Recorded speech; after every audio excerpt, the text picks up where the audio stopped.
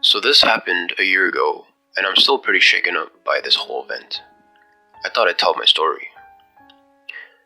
I live in the UK, and in autumn, it gets dark around 4 p.m. There was a school autumn break that week, so all the kids were home. That meant that my girlfriend's brother was home as well.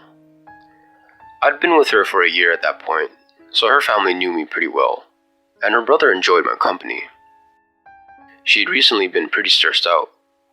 Her parents were going out across the country for the day, so she had to look after her brother. But I thought that I'd give her a day to herself so she can just cool off. I asked her parents if I could look after their son for the day instead, and they agreed. I came around at 8 a.m. and they let me in before they set off.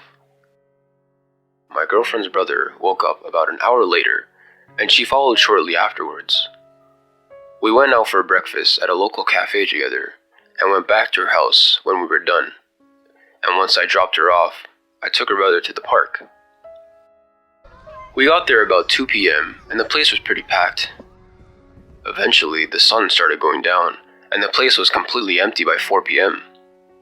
I texted my girlfriend and told her that I'd be home in a bit, and she said okay. I'm gonna be honest, I completely lost track of time being the only two in the park. We stood on the top of this really tall climbing frame with a slide on it. It was almost pitch black at this point, so I was using my phone as a flashlight. A notification popped up on my screen, and it was my girlfriend asking where we were. I responded, "Oops, coming home now," and told her brother we had to go. He sighed and asked if we could go down the slide, and I said yes. Before I went down, I knew what the park looked like.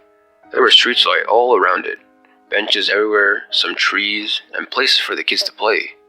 When I came out of the slide, there was something weird. A man had appeared out of nowhere and stood beneath one of the streetlights.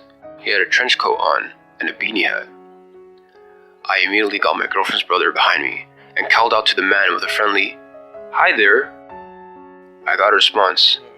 He started groaning. I noticed he was swinging back and forth in the light, and he had his mouth open, drooling, with a blank look in his face. This man made me feel really uneasy. I picked little bro up and kept checking on this guy the entire time. There was an exit to my left that led to the path back home, so I left out that way and kept checking behind me every few seconds. The guy was still there. The path where the guy stood merges with a big main path if you walk through some bushes, and so does the one I walked through. I was walking down the path for about 2 minutes, periodically checking behind me, and I thought I was in the clear. I wasn't. I was on a straight stretch of paths with lots of streetlights when I saw him again. He stood beneath one looking up at it, and he was playing with something in his hands. I looked closer and realized it was a knife. I kept walking and walking, checking behind me constantly.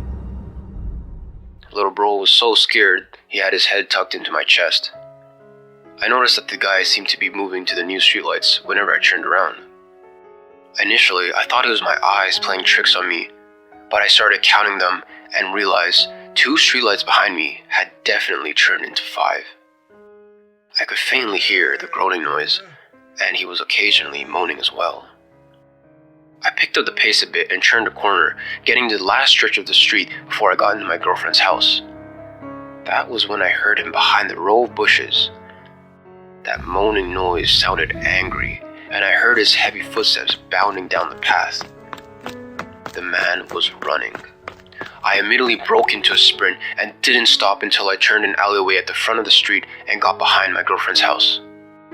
There's a big bush there, so I crouched down behind that and spammed her phone with messages to open the back gate. I hugged her brother close, and she opened it for us and got us in quickly. It felt like years. I went to the front of the house and had it confirmed that I managed to shake him. He was now in the street, circling where I'd been, outside of the alleyway just moments ago. He was still moaning. He had that knife in his hand as well.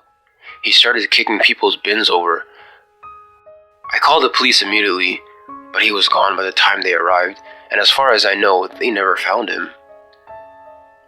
There was a similar incident in the area a few months ago, but I don't think anything came of that either. Her parents thanked me for keeping their son safe, and didn't hold any ill will against me for the situation. He went back to normal pretty much the day afterwards, but he still had nightmares about the event. When my country isn't in lockdown, I'm still allowed to look after him with my girlfriend, funnily enough, but we haven't been to that park ever since. And I still check over my shoulder and break into a cold sweat every time I'm alone in the street.